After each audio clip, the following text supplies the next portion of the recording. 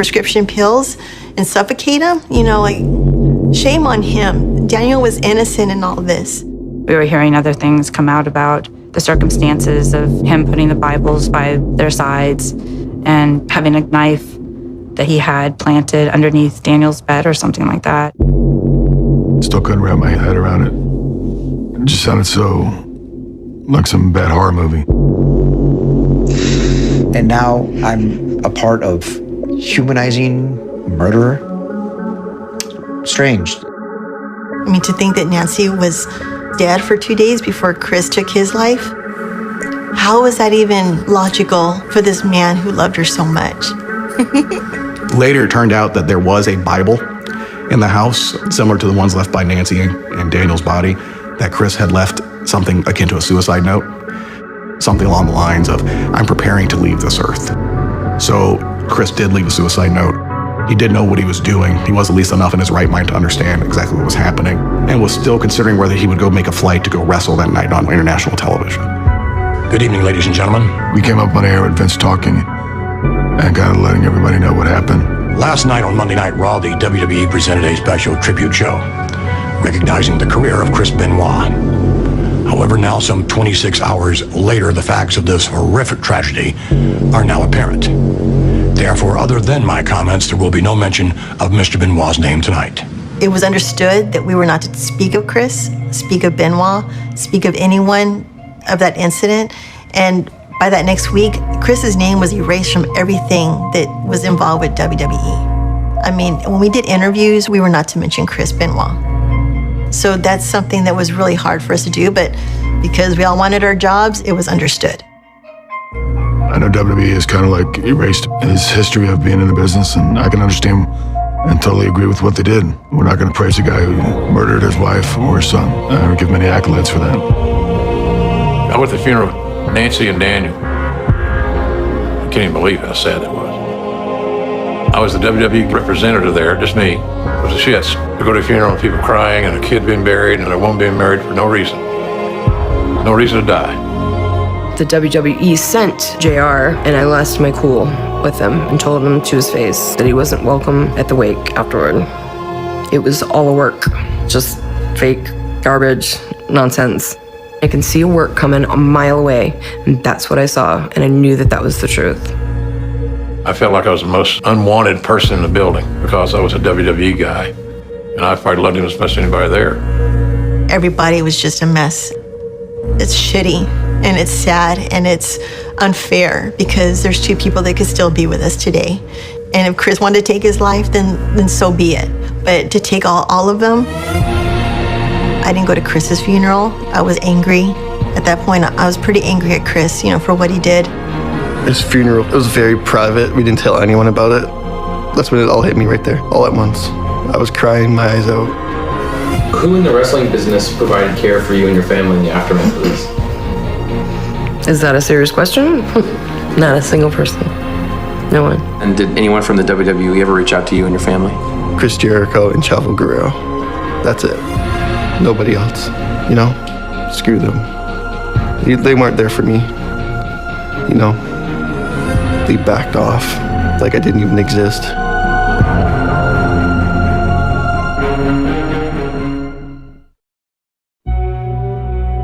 It was so hard after the funeral because the media was just nonstop, 24/7. Tonight we are talking about the strange and very sad case of Chris Benoit. I didn't even watch the news anymore. I didn't watch TV for months. I couldn't even watch wrestling anymore.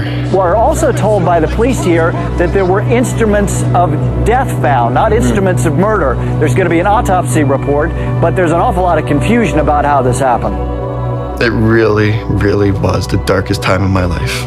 Benoit had an intense on-stage persona. He was nicknamed the Rabid Wolverine, the Canadian Crippler. The couple actually met when her former husband drew up a script that had put the two of them in a relationship. It made everything extremely difficult. It made everything under a magnifying glass because CNN and Fox and all the news channels were at the gates. A double murder suicide with a 7-year-old kid is news. But I think that there's a point where you really just need to let the family grieve. All I really wanted to do was to be with my niece and nephew.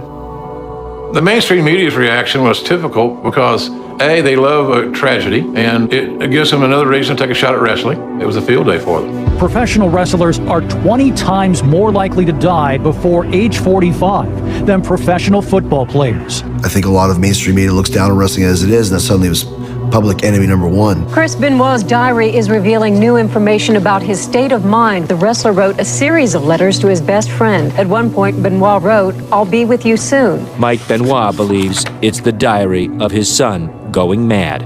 We just didn't understand this was going on at that time in Chris's life. I got a call from Chris's dad, Mike Benoit, because he knew my relationship with Chris. The first thing he asked me was why, which from a father's standpoint, I can understand how upset he was. Unfortunately, and I felt bad, I didn't have any answers for him. People need to understand that that was not him. Not the person we knew. The person I loved with all my heart, my hero.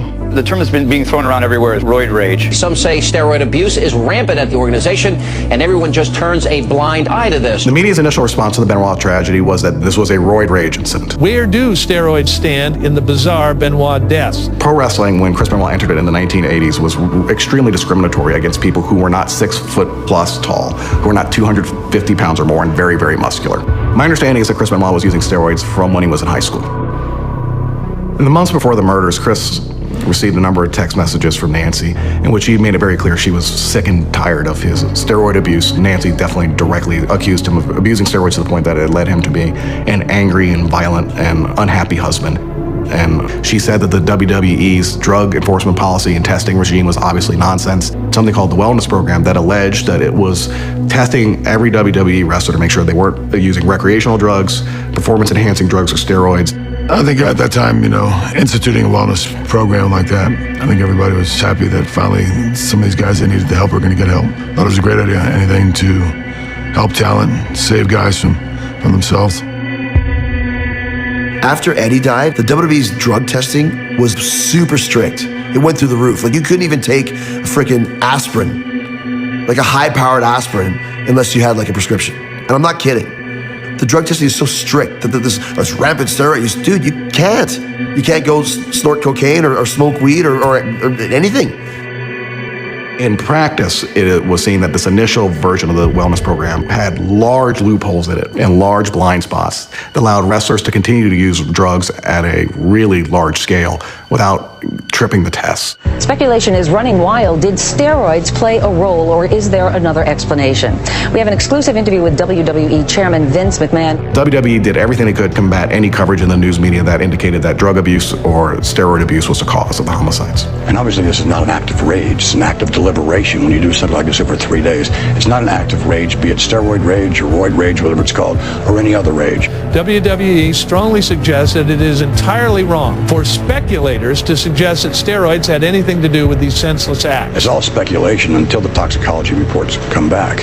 In his autopsy, Chris Benoit was shown to have enormous amounts of testosterone in his body. Testosterone is still a steroid that's banned in all major sports. It directly leads to increased muscle growth. Some folks have said he had 10 times the normal amount of testosterone in his body as a normal human. And did Benoit pass the wellness program check leading up to the murders? Yes, preposterously, Chris Benoit passed the wellness checks leading up to the murder, despite the irrefutable fact that he was taking enormous amounts of steroids.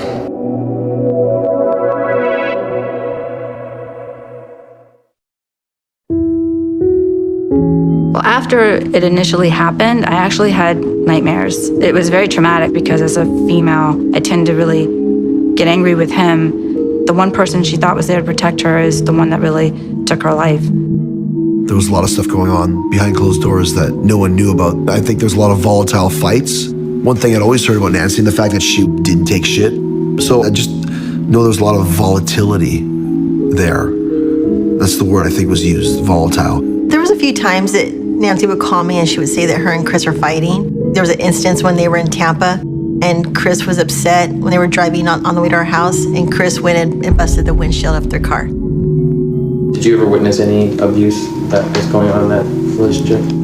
My sister called me to the house, and she called Mike Durham, known as Johnny Grange, who was also a professional wrestler that lived in the area. And Mike said, I'll go wrangle Chris. I'll go wrangle Chris. Don't do anything rash. But it was already kind of done. He hurt her. I don't know whether it was intentional or accidental, but he hurt her. out of respect for the kids that he still has here, I won't go further into that. She got a restraining order against him. I went down there and stayed at the house. Mike had him at a hotel there in the area. Chris contacted me directly because Nancy wasn't answering any of his calls and asked me to talk to my sister on his behalf. And please, please, please let him come to the house and talk to her personally. She called him and he came over the next day and they were back together a couple of days later. So I look back on that moment and say, you probably shouldn't have gotten involved, and why did I take his call? Because maybe that would have been the end of it. Almost every day I think about that.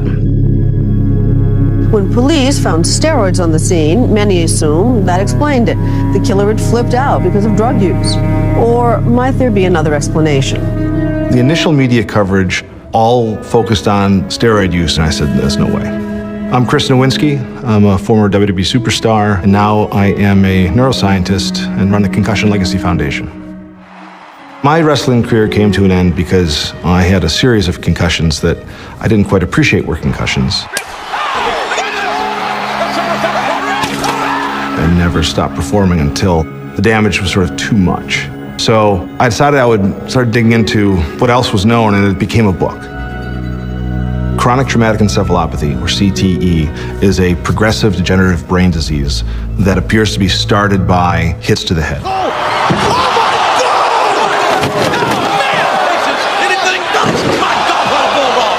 What I knew about CTE at that time was that there were 4 cases of NFL players. 2 had died by suicide, and 1 had started hearing voices and led the police on a chase through upstate New York and died in a fiery crash going on the wrong side of the highway. When I heard about what happened with Chris Benoit, I immediately remembered a conversation I'd had with him maybe 6 months prior. I remembered that he had sat next to me in the locker room and he said, I heard you're writing a book about concussions. I was like, yeah. And he goes, I'm interested in what you're learning. And he's like, how many concussions have you had, before you had to retire? And I said, well, I can remember at least 6, but I probably had more. And I said, how many have you had? And he said, I've had more than I can count.